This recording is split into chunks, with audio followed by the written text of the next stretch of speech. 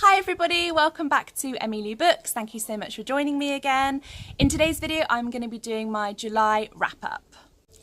So as you can see, this isn't my usual environment, and the reason for that is because I'm actually in Europe visiting some relatives, and it is absolutely beautiful here, but it is also very, very hot. So I'm going to try and get through this as quickly and painlessly as I possibly can. So in the month of July, I read one standalone and one series. So without further ado, let's get into it. So the first book that I read in the month of July was Tequila Kingdom by Alexandra Christo. This is a retelling of The Little Mermaid. It follows two main characters, Lyra, who is a princess, and her mum is the sea queen and in charge ruler of all of the ocean, and she is a siren. And then Prince Ilian, who is a prince obviously, but also he likes to kill sirens in his spare time. Princess Lyra has the opportunity to kill Prince Ilian, but she doesn't take it.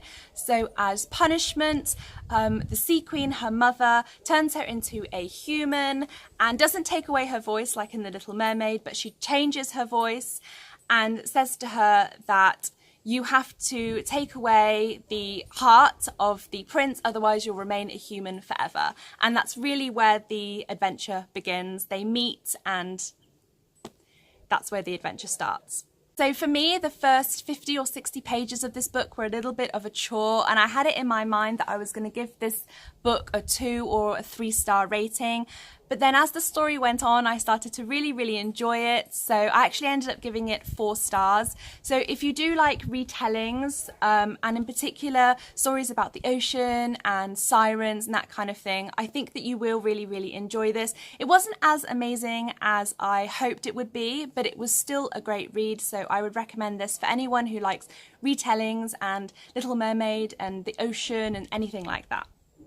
The next book or books that I read was a series that I have been waiting forever to read, and that was The Wayward Children. So there are 3 books in the series for those of you who aren't familiar with it, and the first one is Every Heart a Doorway.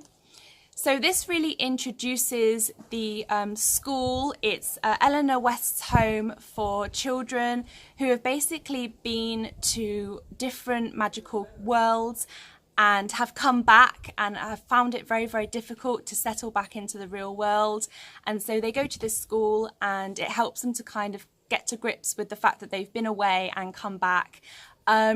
I really liked this one. This follows our main character Nancy, who has been away to a magical world and come back, and she's finding it very hard to adjust. I did really like this one for a first book. I think I gave this 4 stars. It was really good and very unique and magical, so this was definitely a good start to the series. The second book in the series is Down Among the Sticks and Bones, and this was actually my favourite out of the 3. I gave it 5 stars, absolutely loved it. This follows 2 of the students from the school, Jack and Jill, and it tells sort of their backstory of when they went into their own world. They all have their own individual doors, and the door that they find is the door that's accustomed to them, and the world that they end up in is very much the world where they sort of belong and feel the most at home. So this tells the story of Jack and Jill and how they found their door, and they actually found it in their grandmother's chest. And so they go into this world and they end up obviously in this strange land where they don't really know what's going on. One of the girls decides to work with Dr. Bleak, and the other girl decides to stay with the vampire master. I absolutely loved this one for a sequel. This was my favourite out of the 3, definitely. So Down Among the Sticks and Bones is absolutely fantastic, and I gave it 5 stars. So if you read the first one and you didn't like it very much, keep reading because the second one is really amazing. Beneath the Sugar Sky is the 3rd one. I only gave this 3 stars on Goodreads. To me, this was just a really weird book, and I really just couldn't get my head wrapped around what the story was actually about. In this story, we're back at the school. So the first story, we're at the school. The second story is kind of Jack and Jill's backstory, and it's not in the school. And then we're back at Eleanor West's school in this book.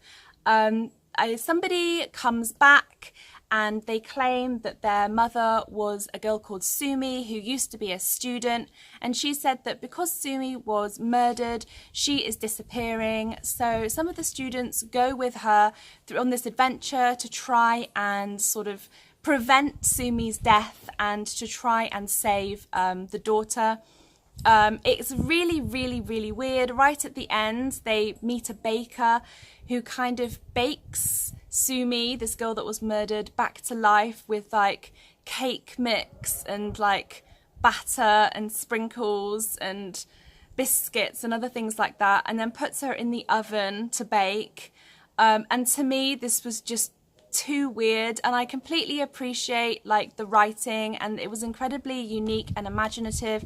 It was just too weird for me, and I just couldn't deal with it. So that is it for my July wrap up. Please let me know what you thought of any of the books if you've read them. In particular, this one. I'd really, really like to know what everybody thought of this one, and if anybody could shed some light about what this story was actually about. I'd really appreciate it, because I think I'm a little bit confused about it. But please let me know your thoughts down below, and I will see you very soon for another video.